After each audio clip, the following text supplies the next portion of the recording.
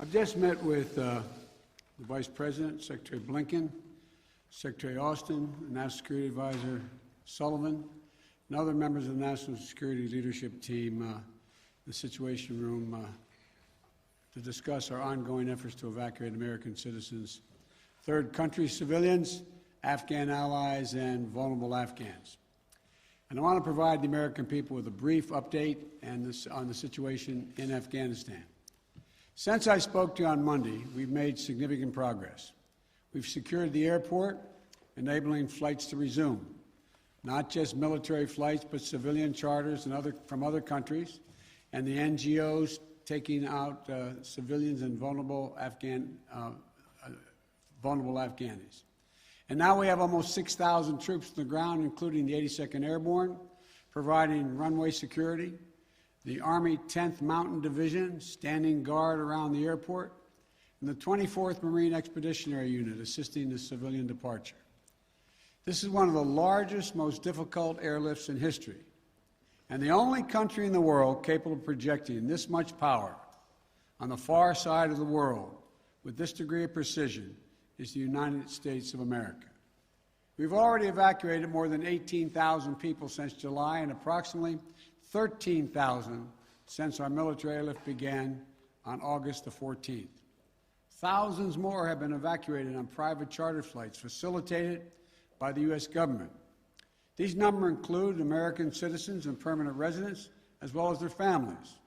It includes SIV applicants and their families, those Afghans who have worked alongside us, served alongside of us, gone into combat with us, and provided invaluable assistance to us, such as translators and interpreters. The United States stands by its commitment that we've made to these people, and it includes other vulnerable Afghans, such as women leaders and journalists. In fact, working in close coordination with the management of the New York Times, the Washington Post, and the Wall Street Journal, we have successfully evacuated all 204 of their employees in Afghanistan on U.S. military aircraft earlier this week. We've established the flow of flights, and we've increased the number of people we're moving out of the country. We paused flights in Kabul a few hours this morning to make sure we could process the arriving evacuees at the transit points. But our commander in Kabul has already given the order for outbound flights to resume. Even with the pause, we've moved out 5,700 evacuees yesterday, and we're working on a variety to verify that number of the Americans who are still in country as we work on this, because don't have the exact number of people who are Americans who are there, and those who may have come home to the United States. We want to get a strong number as to exactly how many people are there, how many American citizens, and where they are. Just yesterday, among the many Americans we evacuated, there were 169 Americans who we got over the wall into the airport using military assets. We're also facilitating flights for our allies and our partners, and working in close operational coordination with NATO on this evacuation. For example, we provided overwatch for the French convoy bringing hundreds of their people from the French embassy to the airport. These operations are going to continue over the coming days before we complete our drawdown. We're going to do everything that we can to provide safe evacuation for our Afghan allies, partners, and Afghans who might be targeted because of their association with the United States. But let me be clear. Any American who wants to come home, we will get you home. But make no mistake, this evacuation mission is dangerous. It involves risks to our armed forces, and it's being conducted under difficult circumstances. I cannot promise what the final outcome will be, or what it will be, that it will be without risk of loss. But as Commander-in-Chief, I can assure you that I will mobilize every resource necessary. And as an American, I offer my gratitude to the brave men and women of the U.S. Armed Forces who are carrying out this mission. They're incredible. And as we continue to work the logistics of evacuation, we're in constant contact with the Taliban, working to ensure civilians have safe passage to the airport. We are particularly focused on our engagements on making sure every American who wants to leave can get to the airport. Where we have been seeing challenges with Americans, for Americans, we have thus far been able to resolve them. We've made clear to the Taliban that any attack on our forces or disruption of our operations at the airport will be met with swift and forceful response. We're also keeping a close watch on any potential terrorist threat at or around the airport, including from the ISIS affiliates in Afghanistan who were released from prison when the prisons were emptied. And because they are, by the way, and make everybody understand that the ISIS in Afghanistan have been the sworn enemy of the Taliban. I've said all along, we're going to retain a laser focus on our counterterrorism mission, working in close coordination with our allies and our partners, and all those who have an interest in ensuring stability in the region. Secretary Blinken, who's with me today, met this morning with our NATO allies in consultation about the way forward, so that Afghanistan cannot be used in the future as a terrorist base to attack the United States or our allies. For 20 years, Afghanistan has been a joint effort with our NATO allies. We went in together, and we're leaving together. And now we're working together to bring our people and our Afghan partners to safety. In the past few days, I've also spoken directly with the British Prime Minister, Mr. Johnson, Chancellor Merkel of Germany, and President Macron of France. We all agreed that we should convene, and we will convene, the G7 meeting next week, a group of the world's leading democracies, so that together we can coordinate our mutual approach, our united approach on Afghanistan and moving forward. We are united with our closest partners to execute the mission at hand. We've also discussed the need to work with the international community to provide humanitarian assistance, such as food aid and medical care for refugees who have crossed into neighboring countries to escape the Taliban, and to bring international pressure on the Taliban with respect to the treatment of Afghan people overall, but including Afghan, particularly women and girls. The past week has been heartbreaking. We've seen gut-wrenching images of panicked people acting out of sheer desperation. You know, it's completely understandable. They're frightened, they're sad, uncertain what happens next. I don't think any one of us can see these pictures and not feel that pain on a human level. Now we have a mission to complete in Afghanistan.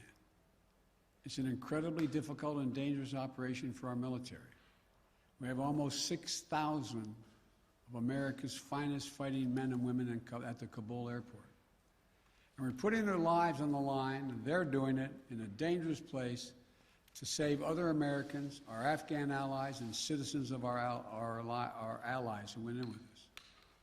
You know, I talk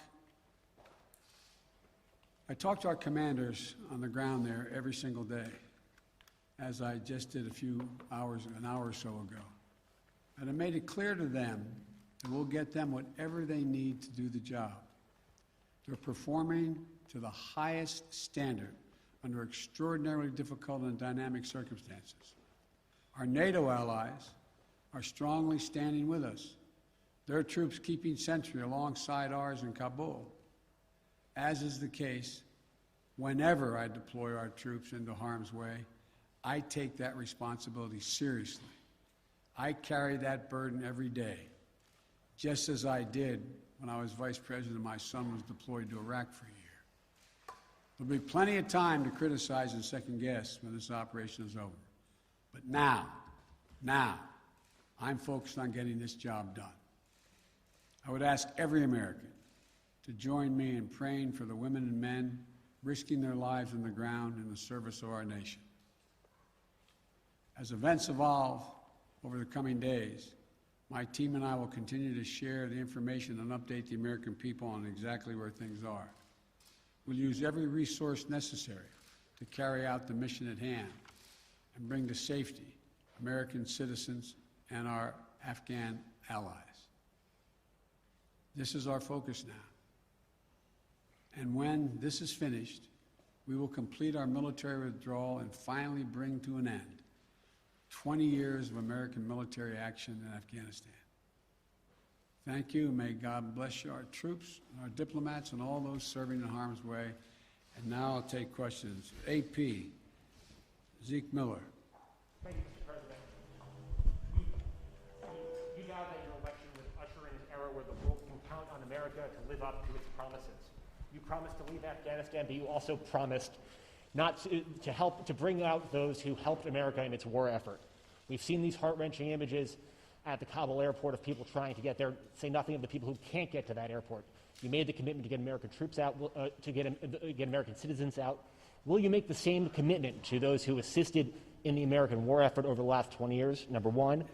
And then number two, what is your message to America's partners around the world who have criticized not the withdrawal, but the conduct of that withdrawal and made them question America's credibility on the world stage? I have seen no question of our credibility from our allies around the world. I've spoken with our NATO allies. We've spoken with NATO allies, the Secretary of State. Our National Security Advisor has been in contact with his counterparts throughout the world and our allies, as has the General, I keep calling him a General, but my Secretary of Defense. The fact of the matter is, I have not seen that. Matter of fact, the exact opposite I've gotten. The exact opposite thing is we're acting with dispatch, we're acting committing to what we said we would do. Look, let's put this thing in perspective here. What interest do we have in Afghanistan at this point with al-Qaeda gone? We went to Afghanistan for the express purpose of getting rid of al-Qaeda in Afghanistan as well as getting Osama bin Laden. And we did. Imagine, just imagine if that attack, if bin Laden had decided with al-Qaeda to launch an attack from Yemen, would we ever gone to Afghanistan? Would there ever be any reason we'd be in Afghanistan? Controlled by the Taliban? What is the national interest of the United States in that circumstance? We went and did the mission. You've known my position for a long, long time. It's time to end this war. The estimates of the cost of this war over the last 20 years range from a minimum of $1 trillion to a think tank at one of the universities saying $2 trillion. That's somewhere between $150 million a day and $300 million a day. The threat from terrorism has metastasized. There's a greater danger from ISIS and al-Qaeda and all these affiliates in other countries by far than there is from Afghanistan. And we're going to retain an over-the-horizon capability that if they were to come back to be able to take them out, surgically move. So this is where we should be. This is about America leading the world, and all our allies have agreed with that. And by the way, before I made this decision, I was at the G7 as well as met with our NATO partners. And I told them all, every one of them knew and agreed with the decision I made to jointly end our involvement in Afghanistan. The first part of your question was, I can't remember now. Would you commit to the same commitment? Would you make the same commitment to bring out Afghans who assisted in the war effort? Yes, we're making the same commitment. There's no one more important than bringing American citizens out. I acknowledge that. But they're equally important almost is all those SIVs we call them, who in fact helped us. They were translators. They went into battle with us. They were part of the operation. As well as we're also trying to get out as many NGOs, non-government organizations, women's organizations, et cetera. We're doing all we can. In the meantime, Secretary Blinken and I am going to be working with our allies to see to it that we can bring international pressure on the Taliban they're looking to gain some legitimacy. They're going to have to figure out how they're going to maintain that country. And there's going to be harsh conditions, strong conditions we're going to apply, and it will depend on whether they get help based on whether or not how and well they treat women and girls, how they treat their citizens. So this is just beginning on that score. Are you willing to stay past the 31st to make that happen, to bring all the Americans out, to bring those SIVs out? I think we can get it done by then, but we're going to make that judgment as we go. Now, Justin Sink of Bloomberg. Thank you, Mr. President. You just said that you would keep a laser focus on counterterrorism efforts and that you don't see as great of a threat of terrorism from Afghanistan as other parts of the world.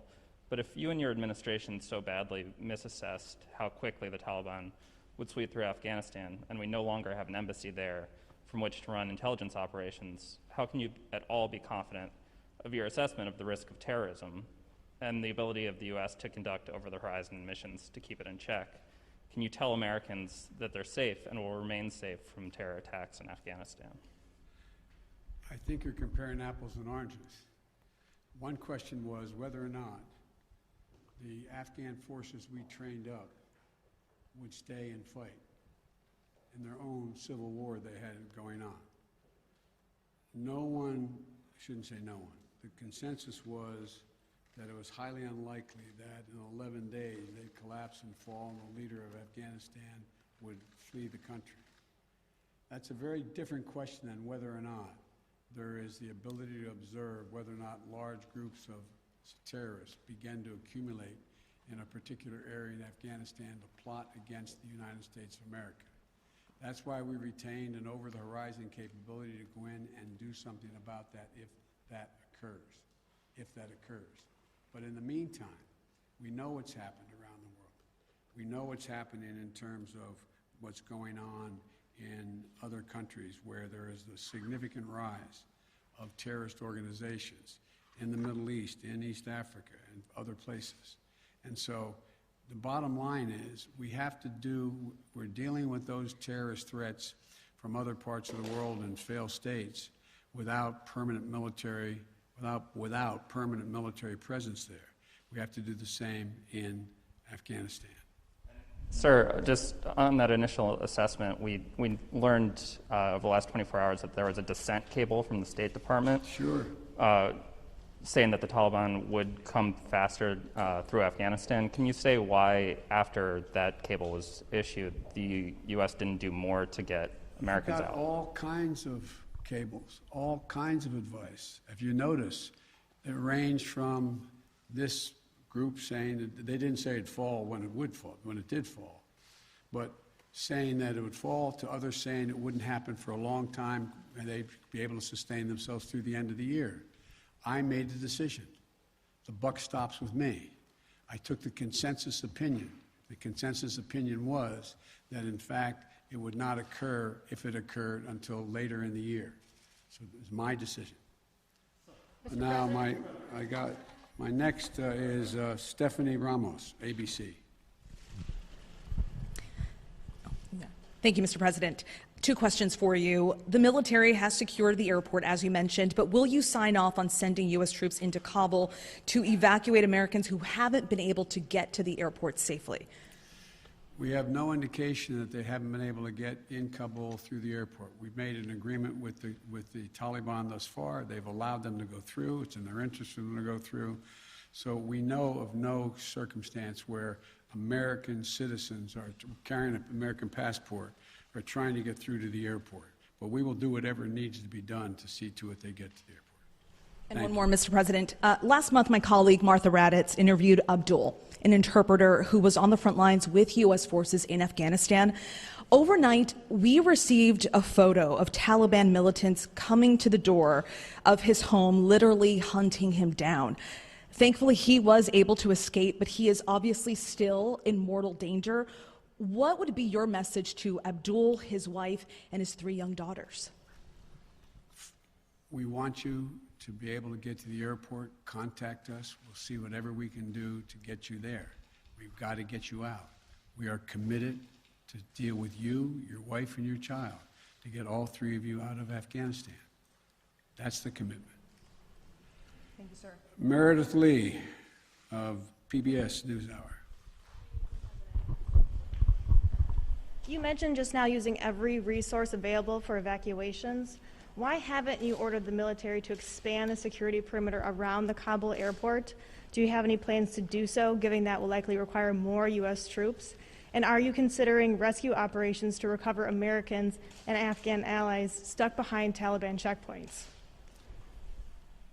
The answer is yes to the last question. We're considering every opportunity and every means by which we could get folks to the airport. That's number one. Number two, the reason why we have not gone out and started and set up a perimeter way outside the airport in Kabul is that it's likely to draw an awful lot of unintended consequences in terms of people who, in fact, are not part of the Taliban. We've been in constant contact with the Taliban leadership on the ground in Kabul, as well as the Taliban leadership at Dahou. And we've been coordinating what we were doing. That's why we were able, for example, how we got all of our embassy personnel out, how we got everyone out of the embassy safely. That was the distance. That's how we helped get the French out and out of their embassy. So the question remains, there will be judgments made on the ground by the military commanders at the moment, and I cannot second guess each of those judgments to be made. But the idea of, again, let me get back to the fundamental point I made at the outset. When the decision was made by me that, and it was made some time ago, and I ran 4 presidents saying I wanted to get us out of Afghanistan. One of the things that is a reality is people now say to me and to others, and many of you say it on air, that why did we have to move because no Americans are being attacked? Why did we withdraw those, why did we agree to withdraw 2,500 troops? No Americans are being attacked. As I said before, the reason they weren't being attacked was part of an agreement that Trump had made a year earlier. We will leave by May 1st, he said, as long as there's no attack on Americans in that year period. Number one. Number two, the Taliban was taking large swaths of the countryside, north and south. None of the major areas, none of the major points of the capitals of each of these provinces. But they were all over the country. And the idea that if I had said on May the 2nd or 3rd, we are not leaving, we are staying, does anybody truly believe that I would not have had to put in significantly more American forces, send your sons, your daughters, like my son was sent to Iraq, to maybe die? And for what? For what? So the only rational thing to do, in my view, was to set up and pre-position American forces for the purpose of evacuation, and the aircraft to pre-position those ahead of time so that we would be able to begin the process of evacuation of American citizens, SIVs, and others who helped us. The last point I'll make is this. Look, if we had decided 15 years ago to leave Afghanistan, it would have been really difficult. If we decided 5 years ago, if we continued the war for another decade and tried to leave, there's no way in which you'd be able to leave Afghanistan without there being some of what you're seeing now. But what we've done so far is we've been able to get a large number of Americans out, all our personnel at the embassy out, and so on. And thank God, so far, knock on wood, we're in a different position. Scott Detrow. Scott, NPR. Thank you, Mr. President. I just want to follow up on something you said a moment ago. You said that there's no circumstances where American citizens cannot get to the airport. That doesn't really square with the images we're seeing around the airport, with the reporting on the ground from our colleagues who are describing chaos and violence. Are you saying unequivocally that any American who wants to get to the airport is getting there and getting past the security barrier and to the planes where they want to go? I thought the question was, how can they get through to the airport outside the airport? And the answer is, to the best of our knowledge, the Taliban checkpoints they are letting through people showing American passports. Now, that's a different question when they get into the rush and crowd of all the folks just outside the wall near the airport. That's why we had to, I guess, was it yesterday or the day before, we went over the wall and brought in, how many? 169 Americans. So it is a process to try to figure out how we deal with the mad rush of non-Americans, those who didn't help, those who were not on the priority list, just any Afghan to be able to get out of the country. And so my guess is that no matter what, under what circumstances anyone, there's not a whole lot of Afghanis, there's a whole lot of Afghanis that just as soon come to America, whether they're any involvement with the United States in the past at all, rather than stay under Taliban rule or any rule. So what I was saying is that we have an agreement that they will let pass through the checkpoints that the Taliban control, and let Americans through. But given this, given the negotiations with the Taliban, the scenes that we're seeing, can you just fully explain why the plan wasn't to go ahead with these evacuations of both Americans and allies before the drawdowns began, before Bagram was closed, looking back several months? Because whether it was now or several months from now, there seems to be a broad consensus that the Taliban would make these gains and these would be needed at some point. Well, yeah, at some point. But the point was that although we were in contact with the Taliban and Doha for this whole period of time, at some point wasn't expected to be the total demise of the Afghan National Force, which was 300 persons. Let's assume the Afghan National Force had continued to fight and they were surrounding Kabul. Be a very different story. Very different story. But the overwhelming consensus was that they were not going to collapse. The Afghan forces, they were not going to leave. They were not going to just abandon and then put down their arms and take off. So that's what happened. Thank you very, very much. Thank you.